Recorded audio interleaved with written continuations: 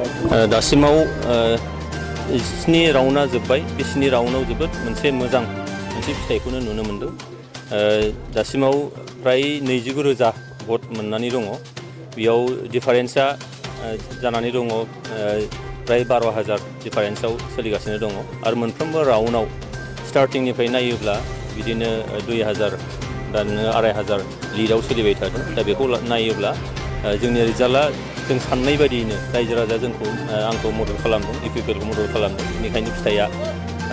UPPL हिसाबै बे Siddeley समस्तियाव आङो देरहागोना जोबोद रोखा